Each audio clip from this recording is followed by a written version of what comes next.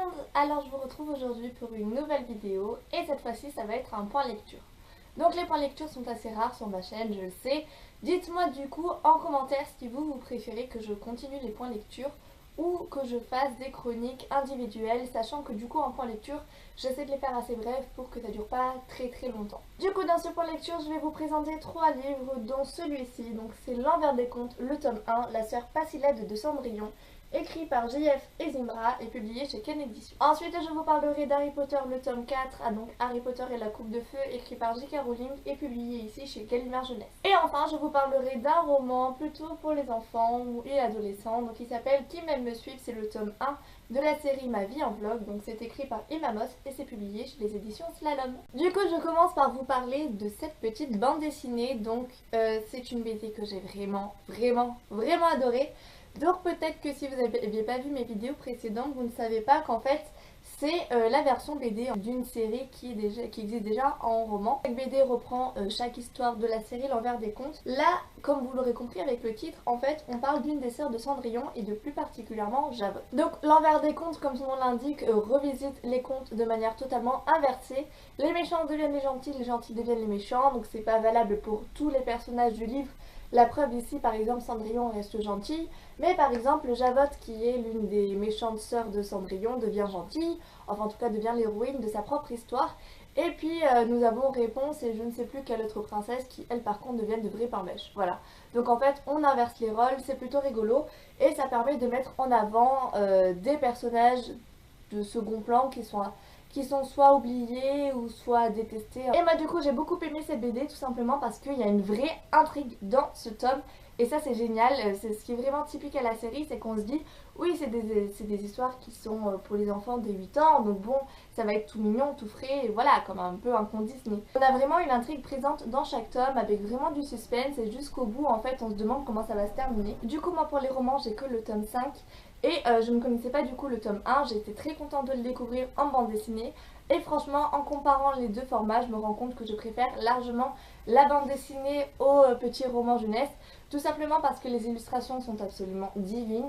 Et même si du coup l'histoire est plus courte dans une BD et il y a moins de détails que dans un roman, franchement quand on voit les illustrations, je vous montre par exemple une planche.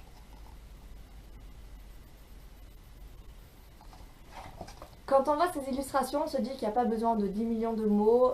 Franchement, moi j'ai largement préféré passer mon temps à regarder vraiment chaque petite bulle. Si vous avez le choix entre les deux et que vous souhaitez découvrir la série, moi je vous invite plutôt à découvrir la version bande dessinée. Mais moi je vous recommande sincèrement cette série. Surtout si vous êtes comme moi et que vous adorez les Disney, vous allez les découvrir d'une manière totalement différente et croyez-moi, vous allez adorer. Ensuite du coup je vous parle d'Harry Potter, le tome 4, Harry Potter et la Coupe de Feu. Pour ceux qui ne le savent pas, je suis en pleine relecture de ma saga Harry Potter. J'ai déjà donné mon avis sur le tome 1 et sur le tome 2 précédemment, en vidéo sur le blog, je ne sais plus, mais en tout cas ce qu'il faut retenir c'est que le tome 1 et le tome 2, j'ai trouvé qu'ils n'avaient pas forcément d'intérêt, parce que est-ce que c'est plutôt le film ou le livre qui n'a pas d'intérêt, je ne sais pas. Mais en tout cas, si vous avez vu le film, ça sert à rien de lire les livres. Si vous avez lu les livres, ça sert à rien de voir les films. Voilà, clairement, mon avis sur les deux premiers tomes, c'est ça. Alors qu'à partir du tome 3, clairement, les livres sont devenus indispensables si vous avez vu les films. Vous avez tellement plus de détails dans les livres que dans les films, c'est un truc de fou. Je pense notamment à ce tome-là où il y a encore plus de choses que dans le tome 3. Je veux dire, dès le début, on a des scènes en fait, des scènes entières qui ne sont pas dans le film et en fait vraiment on les découvre que dans le livre. On a plein d'indices sur la suite de l'histoire. Donc bon, moi je connaissais déjà l'histoire en soi, donc ça m'a un peu cassé ce côté de l'intrigue, un peu suspense, vous voyez, parce que du coup moi je savais déjà comment ça allait se terminer. Mais c'est vrai que dès le début du livre, on a plein d'indices sur la fin du livre. Et enfin c'est juste top quoi, et même on a des indices sur la suite de la série. Surtout que moi j'adore le film Harry Potter et la Coupe de Feu, je trouve que c'est mon film préféré de la saga. On a la scène de bal, on a la Coupe du Monde de Quidditch, on a le tournoi des 3 sorciers, on a Victor Krum, on a Cédric Diggory, bref, on a plein de choses dans ce tome là et du coup dans le film que j'adore. Et j'étais très contente de les retrouver dans le livre en version encore plus détaillée. Donc franchement, si vous avez vu le film et si vous avez aimé le film, lisez le livre parce que vous allez adorer, vous allez juste adorer. Après comme je l'ai dit, c'est dommage au niveau du suspense parce que il n'y a plus vraiment de suspense. On connaît moi personnellement je connaissais déjà la fin de l'histoire. Mais voilà, ça n'empêche que c'est un de mes tomes préférés à ce jour. Là, c'est beaucoup de temps à lire le tome 4, je pense pas que je vais enchaîner directement avec le tome 5.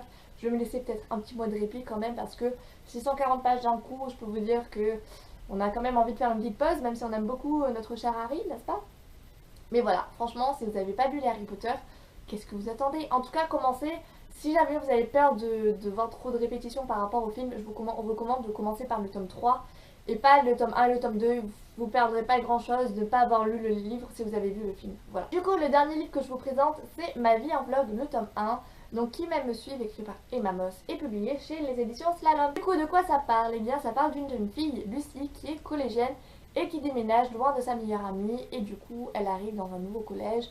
Elle est très timide, elle bégaye beaucoup, elle a du mal à se faire des amis, mais finalement elle va réussir à trouver des copines avec qui elle a des points communs. Du coup ces copines là vont l'inciter à ouvrir sa propre chaîne YouTube. On se demande comment Lucie, jeune collégienne absolument timide qui n'ose pas parler devant des personnes, va réussir à ouvrir sa chaîne YouTube, à créer des vidéos et du coup à s'exprimer devant tant d'inconnus. Moi j'ai beaucoup aimé cette histoire parce que du coup j'ai trouvé que c'était un mix entre la vie compliquée de Léa Olivier et la saga Les 4 filles et un jean. Après pourquoi je dis que ça ressemble aussi beaucoup à 4 filles et un jean, parce que du coup comme je vous ai dit elle va se faire des copines et parmi ses copines on va retrouver 3 filles je crois justement, donc elles vont former un petit quatuor et chacune a une personnalité bien définie, bien différente.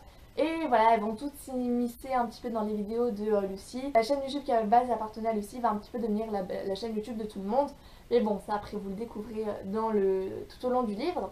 Ce que j'ai beaucoup aimé, c'est que du coup on suit l'évolution de la chaîne YouTube à partir de la création en fait de la chaîne par Lucie jusqu'à la fin du livre, où du coup on voit toute l'évolution, on voit le nombre de vues par vidéo, on voit le nombre d'abonnés, donc on voit l'évolution en fait, tout simplement au fur et à mesure du livre. J'ai beaucoup aimé aussi, c'est que du coup le script de la vidéo est écrit dans le livre.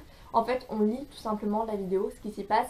Et c'est très intéressant parce qu'on peut voir du coup ce qu'elle fait dans cette vidéo-là. Donc par contre, il s'agit de vlog, voilà, de vlog d'une jeune fille qui est au collège. Donc faut pas s'attendre à avoir des vidéos d'Angel Phoenix par exemple. Voilà, donc là on est vraiment quand même dans un roman jeunesse qui est pour les enfants à partir de, je dirais, 8-9 ans. Voilà, donc en soi, c'est quand même pour les jeunes. Après, si vous êtes comme moi et que vous vous intéressez beaucoup à, du coup, à YouTube, j'ai lu ce livre un petit peu pour aussi avoir des conseils sur comment améliorer ses vidéos, comment améliorer sa chaîne. Et puis c'est toujours sympa de lire l'histoire d'une fille en fait qui quelque part me ressent, parce qu'elle aussi elle a envie de créer sa chaîne YouTube. Donc moi j'ai beaucoup aimé, j'étais vraiment impliquée, sensibilisée un petit peu à cet aspect YouTube. Si par contre vous êtes un adulte, que vous souhaitez lire ce livre et que vous n'êtes pas fan de YouTube ou de comment réaliser des vidéos ou de voir en fait l'évolution d'une jeune fille timide qui a envie de se lancer sur internet, je pense pas que ce livre vous plaira, parce que comme je vous dis, il est vraiment tourné jeunesse. Donc aux jeunes il n'y a pas de souci, aux enfants, adolescents, mais voilà, aux adultes il faut que vous ayez un intérêt assez certain quand même pour YouTube, pour les vidéos, pour les vlogs. Donc voilà, si c'est pas le cas, je suis pas sûre que ça vous plaise. En tout cas, moi, vu que c'était le cas, j'ai juste adoré. Hein.